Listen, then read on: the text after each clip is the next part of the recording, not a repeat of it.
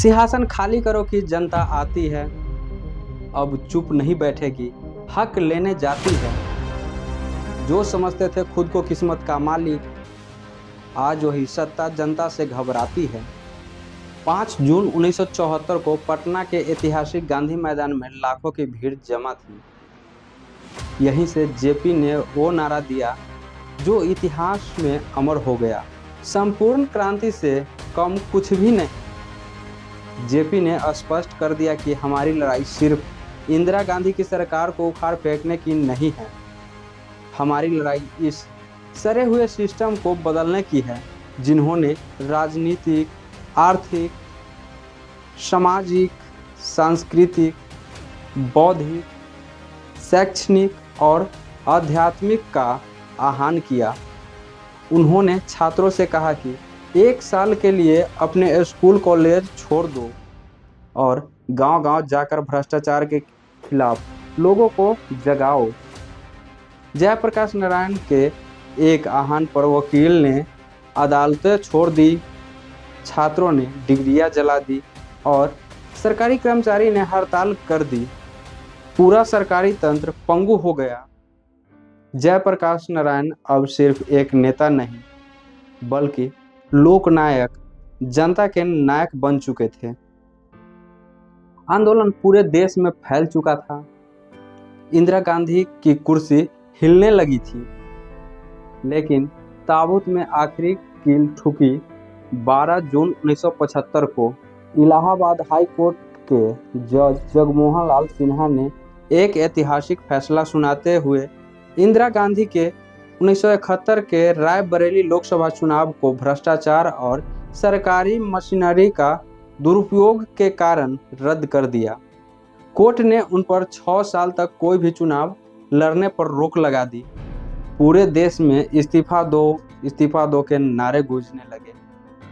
25 जून 1975 को जेपी ने दिल्ली के रामलीला मैदान में एक विशाल रैली की। यहीं उन्होंने राष्ट्र कवि दिनकर की वो कविता पढ़ी, सिंहासन खाली करो कि जनता आती है।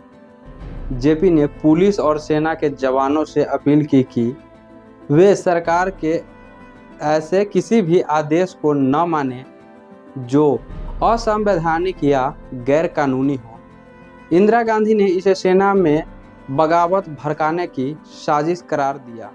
25 जून की आधी रात को भारतीय लोकतंत्र के इतिहास का सबसे काला अध्याय लिखा गया। इंदिरा गांधी ने देश में आंतरिक आपातकाल लगा दिया। रातों रात जेपी, जयप्रकाश नारायण, मोरारजी देसाई, अटल बिहारी वाजपेयी, लाल कृष्ण आडवाणी समेत विपक्ष के हर छोटे बड़े नेता को जेल की काल कोठरी में डाल दिया गया। अखबारों की बिजली काट दी गई और मौलिक अधिकार छीन लिया गया। लेकिन जेपी ने जो आज़ादी का बीज बोया था वो जेल की दीवारों में घुटने वाला नहीं था। 1977 में जब आखिरकार चुनाव हुए तो जनता ने कांग्रेस को बुरी तरह उखाड़ फेंका। खुद इंदिरा गांधी और संजय गांधी चुनाव हार गए। आज़ाद भारत में पहली बार केंद्र में गैर कांग्रेसी सरकार जनता पार्टी बनी। जेपी आंदोलन की सबसे बड़ी विरासत, यह आंदोलन सिर्फ एक सरकार बदलने का जरिया नहीं था, इसने भारत को उन युवा नेताओं की एक पूरी फौज दी जिन्होंने अगले 50 सालों तक भारतीय राजनीति पर राज किया। बिहार में लालू प्रसाद यादव, नीतीश कुमार, रामविलास पासवान, सुशील कुमार मोदी, ये सभी उसी जेपी आंदोलन की छात्र संघर्ष समिति के उपजे थे।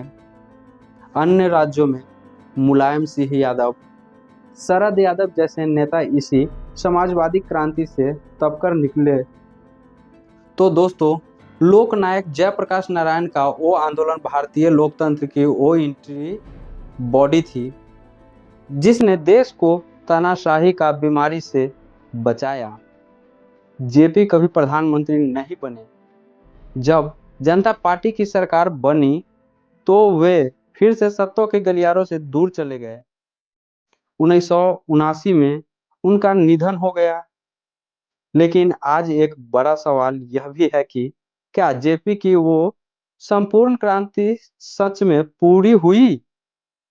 जिन युवा नेताओं को जेपी ने अपने आदर्शों से गढ़ा था, जब वो खुद सत्ता में आए तो क्या वे उस भ्रष्टाचार, जातिवाद और बेरोजगारी को मिटा पाए जिसके खिलाफ उन्होंने कभी लाठियां खाई थी? शायद जेपी की वो संपूर्ण क्रांति आज भी भारत की सड़कों पर अपने पूरे होने का इंतजार कर रहा है। आपको क्या लगता है, क्या आज के दौर के छात्रों और युवाओं में वो ताकत बची है कि वे शिक्षा और बेरोजगारी के मुद्दे पर एक नया जेपी आंदोलन खड़ा कर सके? अपनी राय कमेंट में जरूर बताएं। वीडियो पसंद आया हो तो वीडियो को लाइक करें, शेयर करें एंड चैनल को सब्सक्राइब करें। मैं हूं सुधीर और आप देख रहे थे सुधीर स्कूप। मिलते हैं नेक्स्ट वीडियो में, तब तक के लिए जय हिंद।